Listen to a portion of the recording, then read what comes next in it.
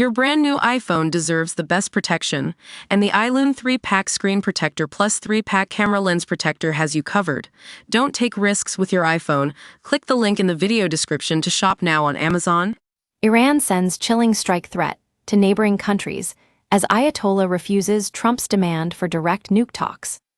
Iran has sent a chilling strike threat to neighboring countries as Ayatollah Khamenei refuses U.S. President Trump's demand for direct nuclear talks. The country has issued chilling notices to Iraq, Kuwait, the UAE, Qatar, Turkey, and Bahrain, warning that any support for a U.S. attack on Iran would be seen an act of hostility, an official revealed. Although Iran strongly rejected Trump's consistent demand for talks, it wants to continue indirect negotiations through Oman, a longtime channel for messages between the rival states. An anonymous, senior Iranian official revealed. They said, indirect talks offer a chance to evaluate Washington's seriousness about a political solution with Iran. Despite this being potentially rocky, crunch talks could happen soon if the U.S. said they would be in support, they added. The stark notices issued to neighboring countries also include warnings of using their airspace or territory by the U.S. military during a potential attack. It added that doing so would have severe consequences for them, the official said, revealing that Ayatollah Khamenei had chillingly put Iran's armed forces on high alert. Turkey's foreign ministry said it was not aware of a warning, but that such messages could be conveyed by other channels. On Wednesday, Iranian state media reported that Kuwait had reassured Iran that it wouldn't accept any aggressive action being directed at other countries from its soil. And Iran's ally Russia said on Thursday that any U.S. threats of military strikes against it were unacceptable, before desperately calling for restraint on Friday. While Iran tries to gain more support from Russia, it remains skeptical about Moscow's commitment to its ally, as it depends on the dynamics of the relationship between Trump and Putin, a second Iranian official said. It comes after Trump vowed to bomb Iran, like never before, if the regime doesn't fall in line and strike up a new nuclear deal with the U.S. In a chilling letter delivered to Iran's Supreme Leader Ali Khamenei on March 7, Trump suggested direct negotiations of a fresh nuclear agreement between the two counties.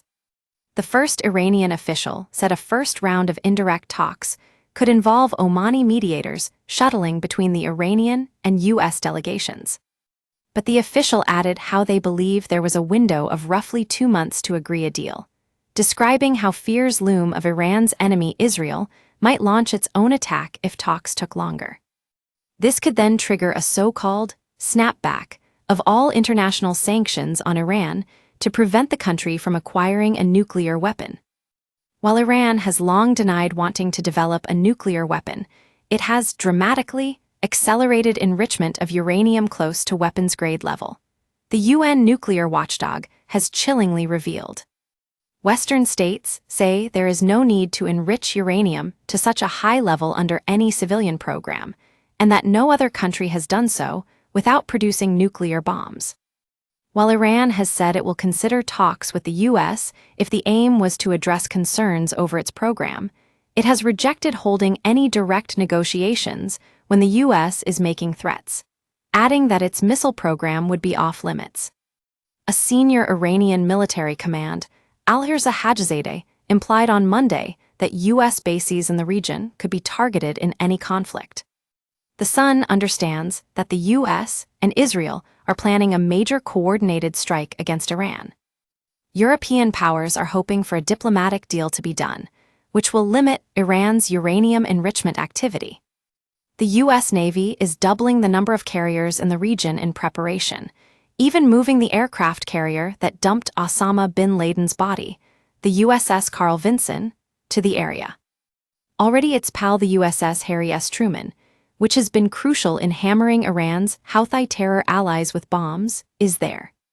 Analysts believe the Carl Vinson is currently in the South China Sea and could be in the Persian Gulf as quickly as April 9.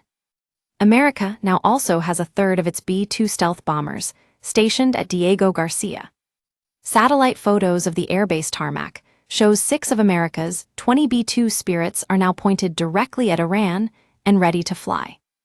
The heavy stealth bombers could be carrying bombs big enough to penetrate thick defenses at nuclear sites deep underground and wipe them out.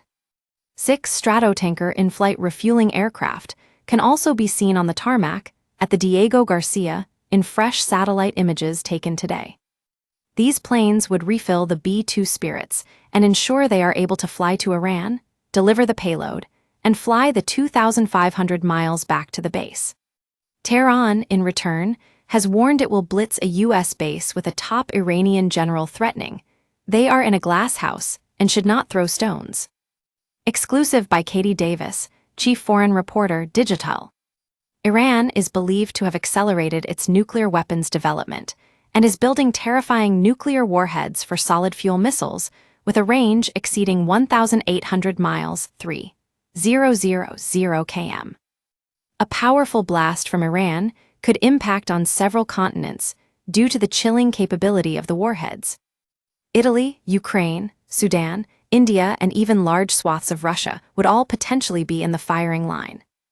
They are being developed at 2 sites in Sharad and Semnan, which were previously pinned as rocket or space satellite launch sites.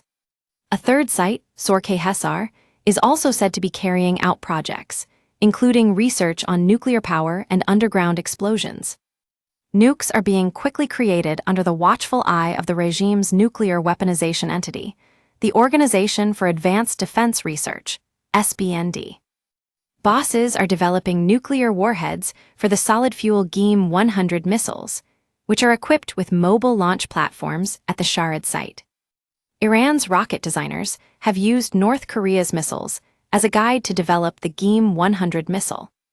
When the missile was in a very early testing stage in 2011, dozens of missile experts were killed at the Madars site in Tehran. Personnel vehicles are banned from entering the Sharad site and are forced to park at a checkpoint before people are transported in. Meanwhile, they are using the liquid fuel missile Simorgh to develop nuclear warheads in Semnan. Iran has staged 3 successful GEM-100 missile launches over the past 2 years, enhancing the regime's capability to deploy nuclear weapons.